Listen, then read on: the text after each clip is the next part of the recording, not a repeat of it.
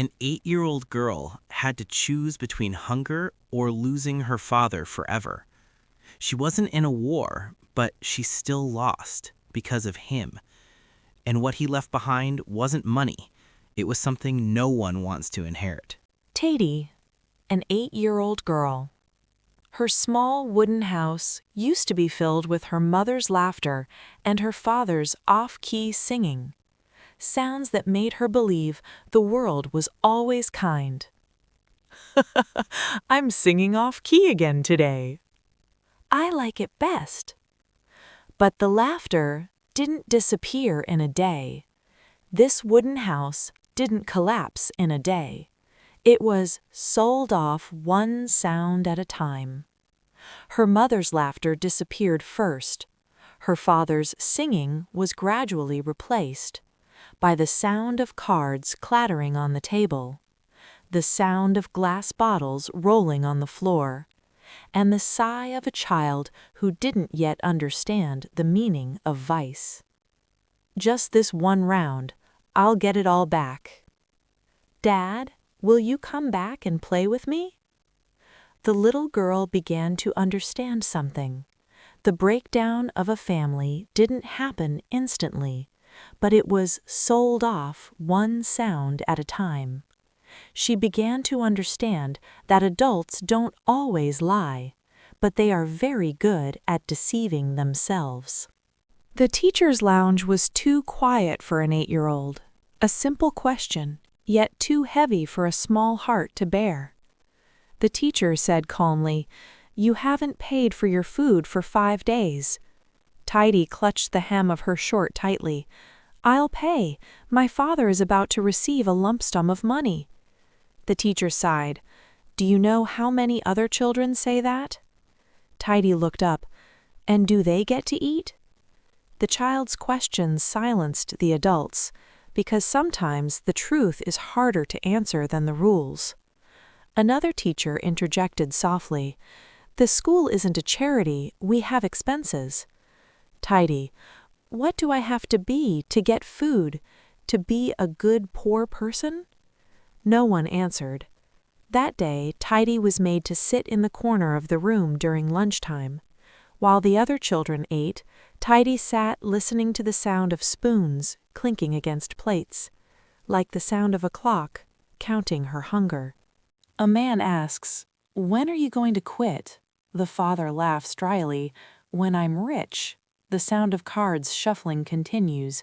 Money is pushed around like life. A voice, "What else do you have?" The father is silent for a moment before answering, "My children." The whole group laughs. Behind a thin door, something is breaking. Taidy doesn't see everything, but she feels it all. Some words don't need to be fully understood. Just hearing them hurts. A voice, "How about using your children as collateral? Maybe your luck will turn around." The father clenched his fist, but eventually relaxed it. "Father, I'm not that poor yet." Another voice, "Then give me the house." And that night, Taidy begins to realize what value he is in that circle. Silence falls on the table before the father speaks the words that change everything. "Father, take." A short word, softer than a breath, but powerful enough to change a life. That night, he didn't just lose his house, but the right to be a source of support. At an age when she should be playing, Taidy is forced to learn how to survive. Taidy starts collecting broken bottles to sell, washing dishes, carrying water buckets. Taidy's hands are cracked and bleeding. Older child, "You don't have to do it, I'll do it myself." Taidy, "No, if I don't, I won't have anything to eat." "You're still young." Taidy shakes her head. "I used to be a child, when Mom was still alive." Some people grow up with time, but some grow up out of necessity. She lifts a bucket too heavy for her. She falls and gets up. Taidy, "I can do it. I have to be." Not because she's strong, but because no one helps her. Passers-by see, but no one stops. in a city where hardship has become a familiar sight. One day, Taidy secretly sat in the back of the restaurant.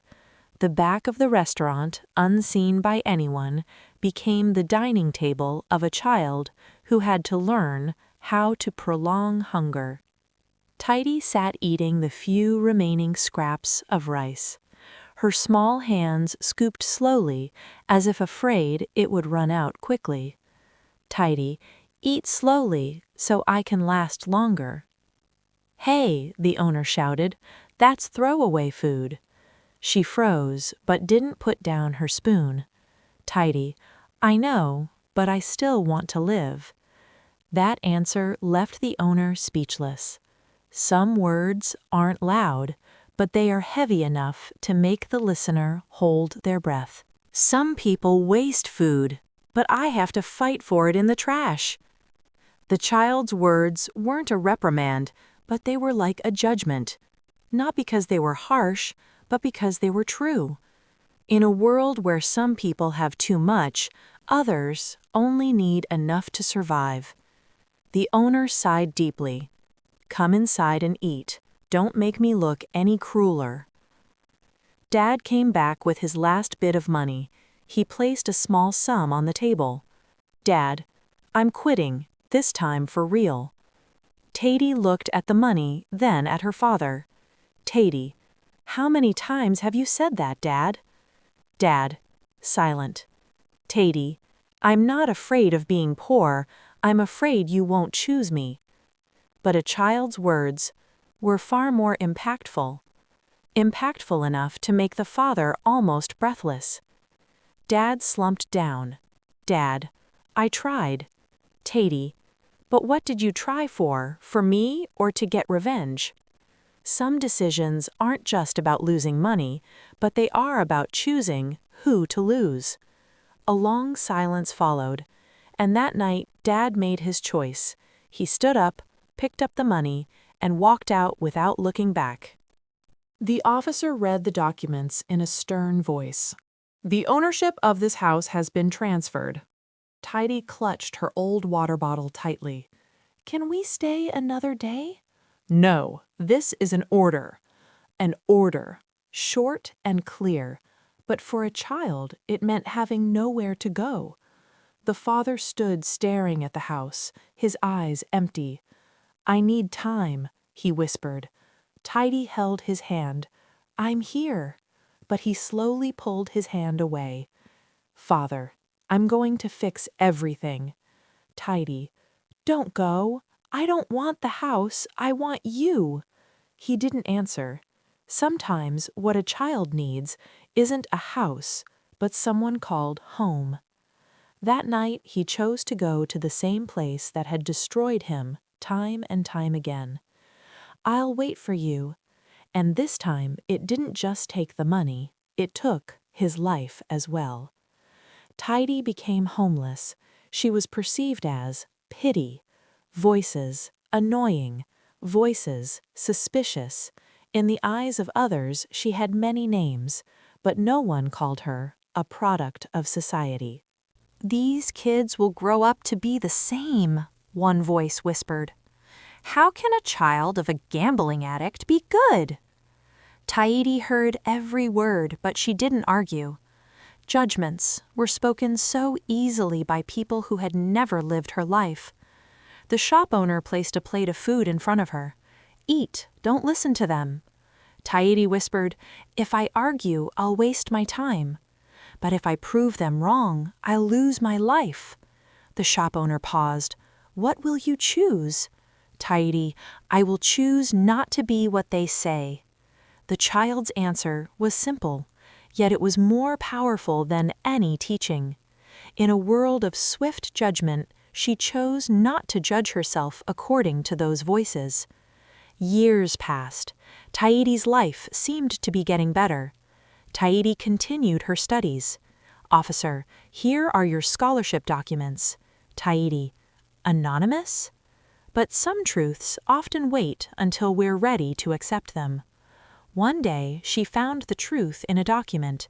Taidy, my father didn't die in an accident. He chose it himself. And before he died, he wrote, "Don't let my children end up like me." But what shocked her even more was, Taidy, all the funding for her education came from my father's life insurance?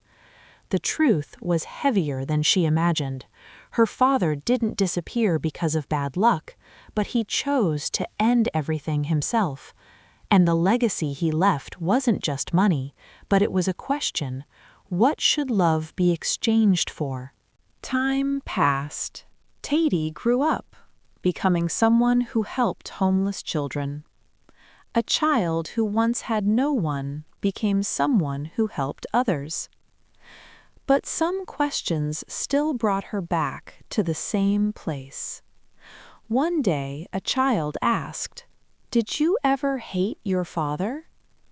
Taidy answered slowly, "Yes, but now I understand." The child continued, "Understand what?"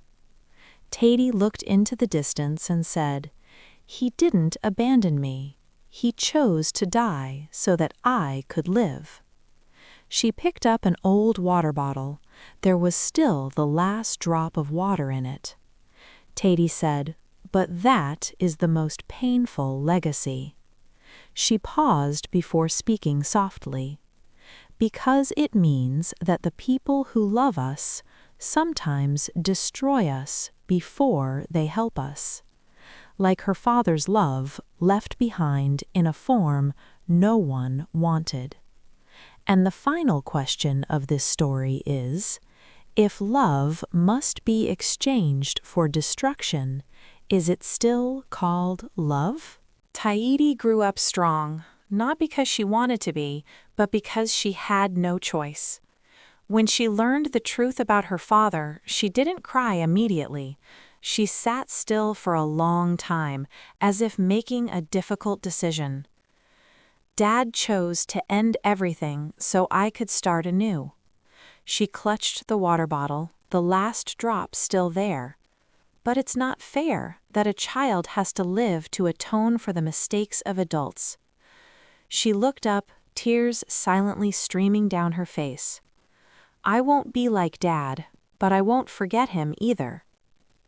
That night, she didn't seek answers. She simply wrote down the question and left it behind. Taidy, if love has to be exchanged for destruction, is it still called love? She closed the notebook and looked at the children she cared for. Let the world and future generations answer, because some things have no right answer. There is only what we choose to become.